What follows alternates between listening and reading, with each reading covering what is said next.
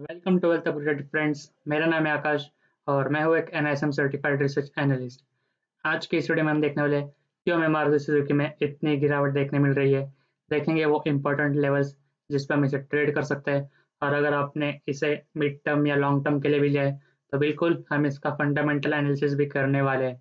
तो बिल्कुल बने रहिए मेरे साथ एंड ऑफ द वीडियो तक, क्योंकि आपके सारे डाउट्स मैं करने वाला हूँ क्रिस्टल क्लियर। अगर कल शेयर 5% 10% भी गिर जाता है तो आपको पैनिक होने की ज़रूरत नहीं, आपको पता होगा क्या करना चाहिए। चलिए हम स्टार्ट करेंगे वैल्यूएशन से, और इसके मैं निकालने वाला हूँ इंट्रिंसिक वैल्यू। इंट्रिंसिक वैल्यू निकालने के लिए मैं यूज़ करने वाला हूँ डी सेफ मॉडल। जिन्हें पता नहीं डी सेफ मॉडल क्या होता है, इंट्रिंसिक वैल्यू क्या होती है, तो मैं एक सिंपल वर्ड्स में कहना चाहूँगा कि डी सेफ मॉडल यूज़ किया जाता है इंट्रिंसिक वैल्यू निकालने के लिए। और इंट्रिंसिक वैल्यू मतलब हम कह सकते हैं कि शेयर की जो एक्चुअल प्राइस होनी चाहिए थी, ये मार्केट प्राइस नहीं कह रहा फ्रेंड्स मैं, जो एक्चुअल प्राइस होनी चाहिए थी वो क्या है और मार्केट में क्या प्राइस चल रही है, तो उसका हम कंपेयर करके देखेंगे कि शेयर एक ओवर वैल्यूड जोन में है या एक अंडर वैल्यूड जोन में है। तो चलिए स्टार्ट करते हैं। तो आपको सीखना है कैसे आपको एक बेसिक डीसीएफ मॉडल आप बना सकते हो। तो मैंने इसकी एक अलग से वीडियो बनाई है, आप वॉरेन बफेट इन्वेस्टिंग सीरीज में जाके देख सकते हो। वहाँ पे आपको एक वीडियो मिल जाएगी जहाँ पे मैंने स्टेप बाय स्टेप प्रोसेस बताई है कैसे आप इसे बना सकते हो। तो चलिए चलते हैं सीधा। मैंने already free cash flows, future के कैश फ्लोज 2022, 23 और 24 के निकाल के रखे हैं। सीधा देखेंगे इंट्रिंसिक वैल्यू। इंट्रिंसिक वैल्यू चल रही है 7506, और मार्केट प्राइस देख लेंगे क्या है। मार्केट प्राइस है 7515, तो ऑलमोस्ट एक सेम लेवल पे है। तो हम कहेंगे कि स्टॉक ना ही ओवर वैल्यूड है या अंडर वैल्यूड है।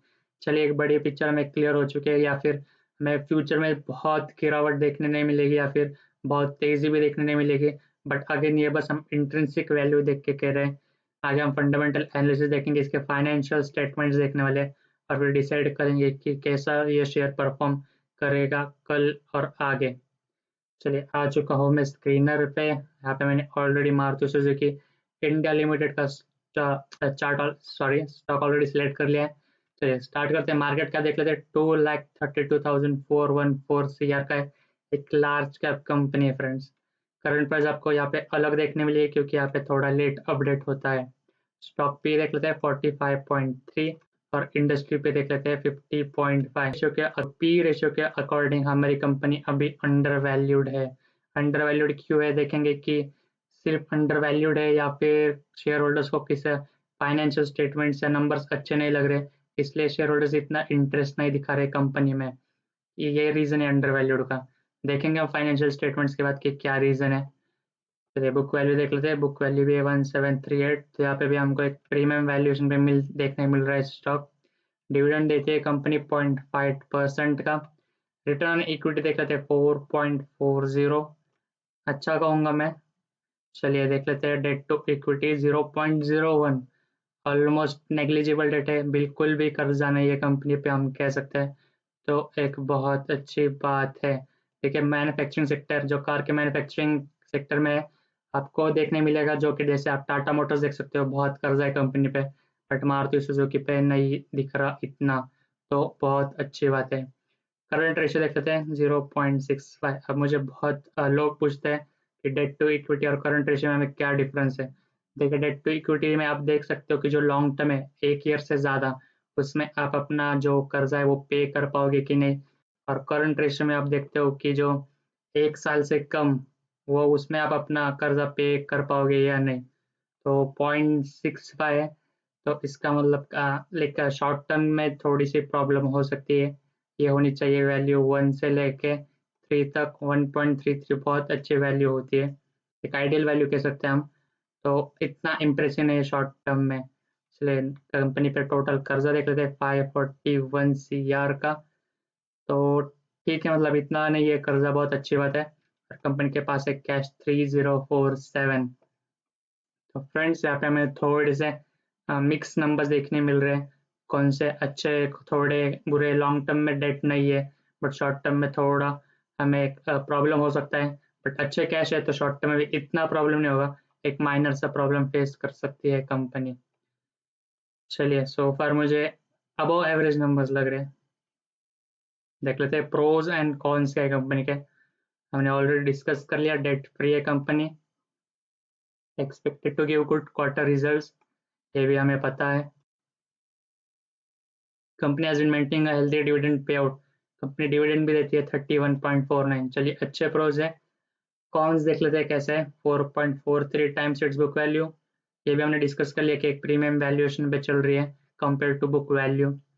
पोर sales growth of 4.09% over 5 years, तो लास्ट 5 ईयर से कंपनी इतना अच्छा सेल्स जनरेट नहीं कर पा रही। Company has low return on equity, तो लो रिटर्न ऑन इक्विटी भी कम है कंपनी का लास्ट 3 ईयर्स का।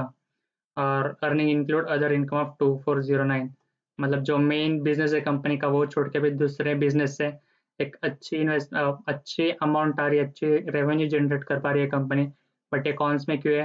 क्योंकि जो मेन बिजनेस है उससे अगर आप दूसरे बिजनेस से पैसा आने लगे तो फिर जो मेन बिजनेस है वो आप कह सकते हो कि थोड़ा प्रॉब्लम में हो सकता है। तो चलिए फ्रेंड्स, हमने प्रोज एंड कॉन्स देख लिए। ऐसे भी कोई कॉन्स नहीं है कि कंपनी को बहुत आगे प्रॉब्लम फेस कर सकता है। हाँ, रिटर्न्स में आपको थोड़ा प्रॉब्लम हो सकता है क्योंकि रिटर्न्स कम दे रही है कंपनी पिछले कुछ सालों से। चलिए सीधा देख लेते हैं हम प्रॉफिट एंड लॉस स्टेटमेंट। देखेंगे हम 2017 से एक रिसेंट परफॉर्मेंस से देखेंगे हम कंपनी का। स्टार्ट करेंगे सेल से। चलिए 68,079, 86, 75, 70, तो हमें नंबर्स नीचे आते हुए देखने मिल रहे हैं। मार्च 17 से 29 तक ऊपर जा रहे थे, फिर वापस से हमें डिक्रीज देखने मिल रहा है, तो एक अच्छी बात नहीं है। हाँ, 2021 में हम कह सकते हैं कि कोविड का इम्पैक्ट था, बट आप देख सकते हो कि जो नंबर्स थे वो मार्च 2020 से ही नीचे जाना स्टार्ट हो गए थे, मतलब 2 साल से कंटिन्यूस सेल्स के नंबर नीचे जा रहे हैं। चल देख लेते हैं नेट प्रॉफिट कैसा है। 7510, 7880, 7649, 5676 और 4389, यहाँ पे भी हमको अभी कंटिन्यूस डिक्रीज देखने मिल रहा है नेट प्रॉफिट में। तो अगेन ये एक अच्छी बात है, मैं नहीं कहूँगा कि थोड़ा प्रॉब्लम हो सकता है कंपनी को आगे जाके। तो प्रॉफिट एंड लॉस स्टेटमेंट में कहूँगा कि इतना अच्छा नहीं लगा मुझे, जो 2017 से लेकर 2021 तक का डेटा में, तो ये कंटिन्यूस डिक्रीज देखने मिल रहा है हमें नंबर्स में। चलिए चलते हैं, बैलेंस शीट देख लेते हैं कंपनी की कैसी है। शेयर कैपिटल देखोगे आपको ऑलमोस्ट सेम देखने मिलेगा, 144 और 151, मतलब कंपनी ने ज़्यादा पैसे रेज नहीं किए खास से 2013 से, बिल्कुल भी पैसे रेज नहीं किए। रिजर्व्स देख लेते हैं, कंटिन्यूस इंक्रीज होते हैं देखने मिल रहे हैं रिजर्व्स, 24, 30, 36, 42, 46, 49, 52। तो ये एक अच्छी बात है अगर कंपनी को कहाँ पे रिपेमेंट करनी होगी या फिर कुछ एक्सपेंशन, फिर कोई भी ऐसे पैसों की जरूरत होगी, तो रिजर्व्स अच्छा है कंपनी के पास, तो एक अच्छी बात है। चलिए कंपनी पे देख लेते हैं कर्जा, 666, 231, 484, 121, 160, 184 और 541। तो कंपनी थोड़ा अपना कर्जा इंक्रीज कर रही है धीरे धीरे। अगेन मैं ये ना कहूँगा कि एकदम खराब ही नंबर है, क्योंकि कंपनी के पास अच्छे रिजर्व्स है और कैश भी अच्छा पड़ा है। बट फ्रेंड्स आप देखिए, जब कंपनी कर्जा लेना स्टार्ट करती है तो आपको देखना चाहिए वो कर्जे से कंपनी प्रॉफिट बना पा रही है या नहीं। इस केस में कंपनी प्रॉफिट नहीं बना पा रही है, मतलब डिक्रीज हो रहे हैं प्रॉफिट। तो ये एक इतनी अच्छी बात है, मैं नहीं कहूँगा यहाँ पे नेगेटिव मार्क्स देना चाहूँगा, क्योंकि कंपनी पैसा ले रही है दूसरों से बट वो पैसे से प्रॉफिट नहीं बना पा रही। चलिए देख लेते हैं कंपनी के कैश एंड कैश इक्विवेलेंट्स, 24, 74, 188, 29 और 3047। तो बिल्कुल अच्छे कैश है कंपनी के पास, जैसे मैंने कहा, तो शॉर्ट टर्म में ज़्यादा लिक्विडिटी की प्रॉब्लम आपको फेस इतनी करनी नहीं पड़ने वाली। कैश फ्लो स्टेटमेंट देख लेते हैं, ये मेन है, आपको कब देखना चाहिए, बहुत लोग इसे अवॉइड कर देते हैं। इससे आपको पता चलता है कि कंपनी का जो कोर बिजनेस है वहाँ से कितना पैसा आ रहा है। चलिए स्टार्ट करते हैं, 10,282, 11,788, 6,601, 3,496 और 8,856।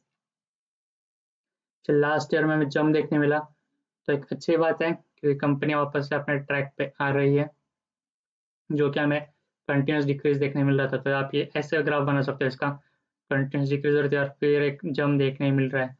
अगर ये सस्टेन करता है तो एक बिल्कुल अच्छी बात होगी कंपनी के लिए और कंपनी के शेयर होल्डर्स के लिए। कैश फ्रॉम इन्वेस्टिंग एक्टिविटी देख लेते हैं। यहाँ पे नेगेटिव -729 है। फ्रेंड्स, नेगेटिव मतलब ये नहीं होता कि खराब है, ये कहाँ पे पैसा गया है वो आपको चेक करना चाहिए। चलिए देख लेते हैं कहाँ पे पैसा गया है। -44,000।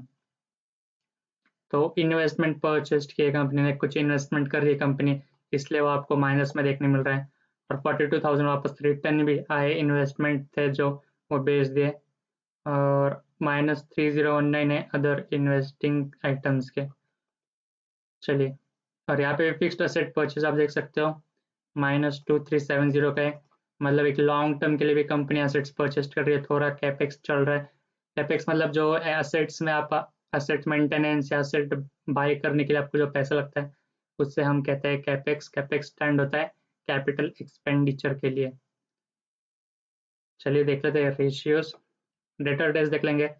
डेटर डेज मतलब होता है कि आपने कुछ सामान बेचा है तो आपको कितने दिन में पैसा रिटर्न मिल रहा है। तो ये नंबर्स हमें कम चाहिए, 6, 7, 10, 10 और 7। चलिए, इंक्रीज हो रहा था बट वापस डिक्रीज होना स्टार्ट हो चुके, तो एक अच्छी बात है। सीधा देखेंगे कैश कन्वर्जन साइकिल, और नेगेटिव कैश कन्वर्जन साइकिल है फ्रेंड्स। चलिए शेयर होल्डिंग पैटर्न देख लेते हैं। प्रोमोटर्स के देखेंगे। प्रोमोटर्स के 56.37, एफ आई एस के 22.90, डी आई एस के 15.76 और पब्लिक के 4.97। तो प्रोमोटर्स की कंटिन्यूस प्रोमोटर्स ने अपनी जो शेयर होल्डिंग है सेम रखी, जबकि आपने देखा थोड़ा सा इंक्रीज हुआ स्टार्टिंग में। 56.21 था, वहां से 56.37 आ चुके हैं। तो प्रोमोटर्स को कॉन्फिडेंस है कंपनी पे, तो एक अच्छी बात है। एफ आई एस का देख सकते हैं, 22 से थोड़ा ऊपर नीचे नंबर्स हुए, फिर वापस से 22 पे सेटल हुए। डी आई एस का देख सकते हैं आप 13 से स्टार्ट होके 15, 16, 17 और वापस से हमें थोड़ा सा डिक्रीज होके वापस इंक्रीज होते देखने मिल रहे नंबर्स। तो फ्रेंड्स, हमने देख लिए सारे फाइनेंशियल स्टेटमेंट्स। चलिए इनको दे देते हैं अपनी रेटिंग दे देते हैं। स्टार्ट करेंगे प्रॉफिट एंड लॉस स्टेटमेंट से। जैसे कि हमने देखा कि रिसेंट ईयर में हमारा नेट प्रॉफिट और सेल्स दोनों नीचे जा रहे हैं, तो यहाँ पे मैं देना चाहूँगा 3/5। आएंगे बैलेंस शीट पे। बैलेंस शीट पे आप देख सकते हो कि हमारे पास अच्छे एसेट्स है, कैश कैश भी अच्छा है और बोरिंग्स थोड़ी सी है और रिजर्व भी बहुत अच्छा है हमारे पास। तो यहाँ पे मैं बिल्कुल देना चाहूँगा 4/5। एक मार्क में कट कर रहा हूँ बस, जो कंपनी कर्जा ले रही है बट उसका प्रॉफिट नहीं बना पा रही, उसके लिए एक मार्क कट हो गया यहाँ पे। नेक्स्ट हम देखेंगे शेयर होल्डिंग पैटर्न देखते थे। चलिए उसके पहले ये देख लेंगे कैश फ्लो स्टेटमेंट। वहाँ पे हम देंगे इससे कैश फ्लो में आपने देखा कि एक अच्छा प्रॉफिट आया, तो वहाँ पे मैं बिल्कुल इसे 5/5 रेट करना चाहूँगा। और लास्ट में शेयर होल्डिंग में हम देंगे इसे, शेयर होल्डिंग में भी कंटिन्यूस अच्छा है, तो यहाँ पे मैं इसको 5/5 देना चाहूँगा। तो फ्रेंड्स, ये थे, हमने टोटल रेटिंग दे दी। कर लेंगे इसका एक एडिशन, और आपने कर ही ली होगी। ये आती है 17/20। तो ये कहूँगा कि मैं एक अच्छी अपॉर्चुनिटी हो सकती है। बहुत अच्छी कंपनी परफॉर्म कर रही है, इसका मतलब ये नहीं है। ठीक ठाक हमें नंबर्स देखने मिल रहे हैं और प्रॉफिट्स बिल्कुल हमें अच्छे चाहिए आगे के ईयर्स में, तब जाके बिल्कुल ये कंपनी और अच्छा परफॉर्म कर पाएगी। एक पॉजिटिव चीज़ है कंपनी की जो इसे आउटस्टैंडिंग बनाती है, इसका मार्केट शेयर है 47% अप्रॉक्स। तो इसका मतलब आप कह सकते हैं कि हर दो कार्स में से एक कार होती है मारुति की। तो बिल्कुल इसलिए ये एक बहुत बड़ा एडवांटेज है कंपनी के पास। तो आप लॉन्ग टर्म में देख सकते हो, बट आप ऐसा एक्सपेक्ट नहीं कर सकते कि आपको बहुत क्विक प्रॉफिट होगा या बहुत ज़्यादा प्रॉफिट होगा। अगर आपको एक स्टेबल ग्रोथ वाली कंपनी चाहिए या फिर आप थोड़ा होल्ड करके चल सकते हो लॉन्ग टर्म के लिए, तो बिल्कुल आप इस कंपनी में देख सकते हो। फिर हम इसका देखेंगे, एक समराइज करेंगे लास्ट में टेक्निकल एनालिसिस करने के बाद। चलिए देख लेते हैं, इसके टेक्निकल एनालिसिस कर लेंगे। आ चुका हूँ मैं मारुति सुजुकी, सिलेक्ट कर लिया यहाँ पे मैंने, और डेट टाइम फ्रेम में हम चलिए पहली चीज़ आपको देखनी चाहिए यहाँ पे दिख रही है आपको वीकनेस। यहाँ पे आपको दिखा रिजेक्शन बड़ी वीक है, फिर एक डोजी कैंडल बनी है और फिर एक ऑलमोस्ट एक मारू बोजो कैंडल बनी है। और एक आपको चीज़ यहाँ पे करनी चाहिए नोटिस। चलिए नीचे के लेवल से आ रही है बाइंग, तो मतलब ये अच्छी चीज़ है, थोड़ा एक सपोर्ट के जैसे काम कर रहा है नीचे के लेवल से। तो हम कह सकते हैं कि एक छोटे टाइम फ्रेम में थोड़ी सी वीकनेस है। और आपको एक चीज़ देखना चाहूँगा मैं इसमें,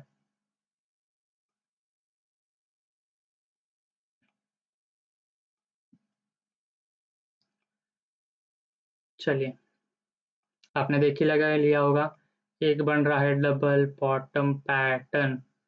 अगर ये तोड़ देता है तो ऑफकोर्स ये ऊपर जाएगा और आपको देखने मिल सकते हैं लेवल्स 8239 के। चलिए मैं लेवल्स बता दूँ क्या क्या लेवल्स होने वाले जिसपे आप इसे ट्रेड कर सकते हो कल के लिए।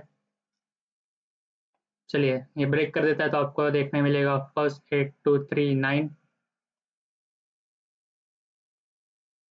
आई होप आपको दिख रहा होगा।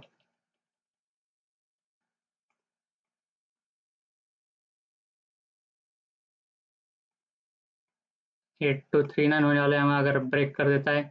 जो रेजिस्टेंस है हमारा ये वाला, ऑफकोर्स ये फर्स्ट होने वाला है 7733।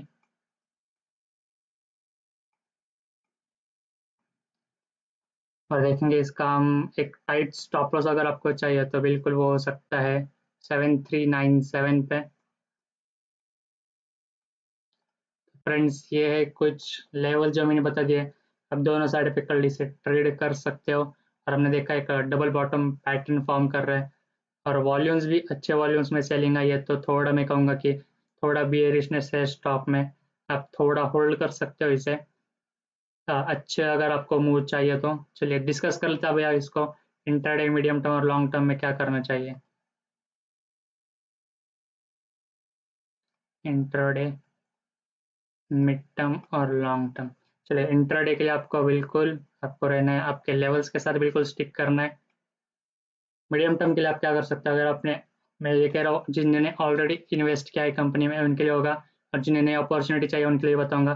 तो जिन्होंने ऑलरेडी इन्वेस्ट किया है तो बिल्कुल आप होल्ड करके रख सकते हो, क्योंकि एक इम्पॉर्टेंट रेजिस्टेंस पे स्टॉक खड़ा है, अगर वो ब्रेक कर दे तो वापस आपको अच्छा मूव देखने मिलेगा।